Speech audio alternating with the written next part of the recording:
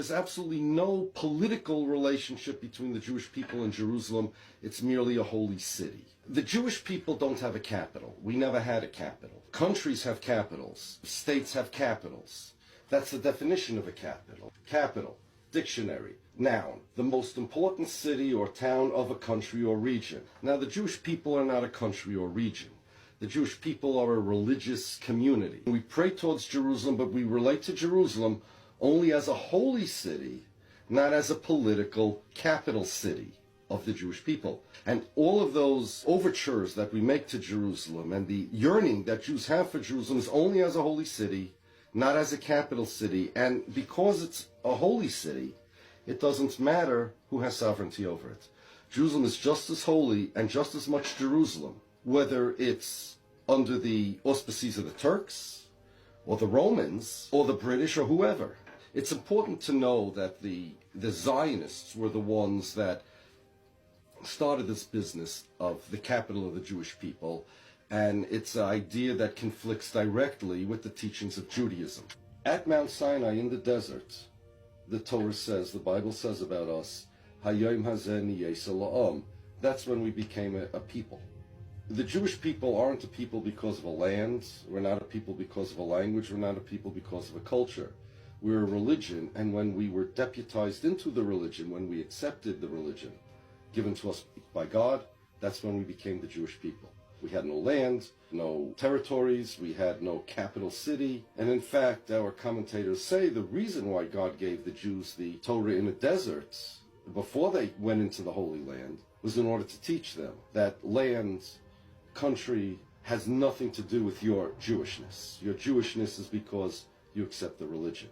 A couple of years ago, the Pope went to visit Netanyahu, and Netanyahu's bragging to the Pope, this is where Jesus lived, in this land, and he spoke Hebrew here. So the Pope corrected him. The Pope said, no, Aramaic. And Pope was right. Netanyahu says, yeah, but he understood Hebrew. Well, maybe he did, but Hebrew was never the national language of the Jewish people. It was a holy language, just like the land of Israel was a holy land. Oh, by the way, if you see the clip and you don't know which of the two people talking is Netanyahu and which is the Pope's the one wearing the yarmulke. Even if we were to pretend that the Jewish people have a capital, that would have nothing to do with whether Jerusalem should be the capital of Israel, because Israel's not the Jewish people. Israel has nothing to do with the old Jewish Commonwealth. It's a country that was created in 1948. When you hear the Israelis or the Zionists talk about how Jerusalem has a connection with the Jewish people for 2,000 years, 3,000 years, 4,000 years, it's all true, but that doesn't translate to, well, therefore Jerusalem has to be part of Israel. People think that Israel is some kind of continuation of the Jewish government, but it's not.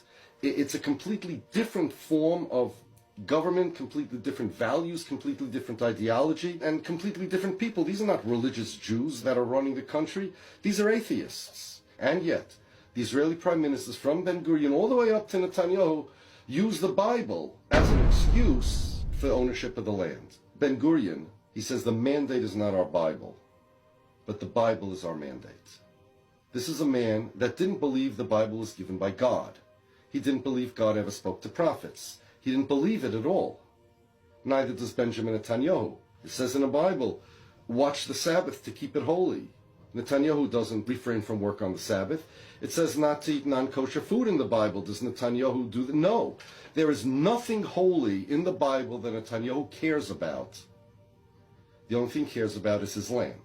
Restorationist Protestants, we call them evangelical Christians today, they existed hundreds of years before any Jewish Zionist was ever born. And because the evangelicals, the restorationists, had great influence in Britain, and Britain had the mandate, the Zionists very, very much adopted the Christian evangelical interpretation of the Bible, and that's what they use today. You'll find that Benjamin Netanyahu sometimes even espouses Christian evangelical interpretations of the Bible over the Jewish ones. A number of years ago, Netanyahu spoke at the site of the Auschwitz concentration camp, and he mentioned a prophecy in the book of Yechezkel about how the prophets saw dried bones rising from the ground and growing flesh and becoming live again. And Netanyahu said that that prophecy is fulfilled with the state of Israel, because the Jews were dry bones, and now they grew flesh, and they're real people again. This interpretation is not found anywhere in any Jewish source,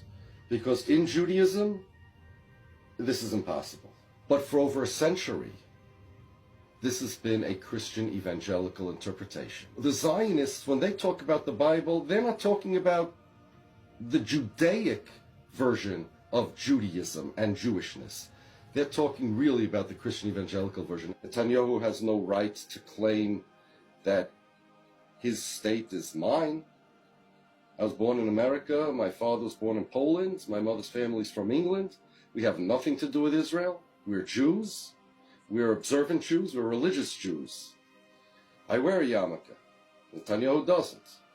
I keep the Shabbos. Netanyahu doesn't. And Israel is not my nation state in the slightest. This is a unilateral claim of the Israelis, of the Zionists, and it's an assault on my religion. So too, the claim that Jerusalem is the capital of the Jewish people because it transforms the Jewish people from a religious identity to a national identity, to a political identity. And it's an assault on my religion when Netanyahu says that because Jerusalem is so connected to the Jewish people, therefore it must be part of the state of Israel. Jerusalem's holiness, Jerusalem's value to the Jewish people has nothing to do with who owns it, and it certainly has no reason to be part of the state of Israel.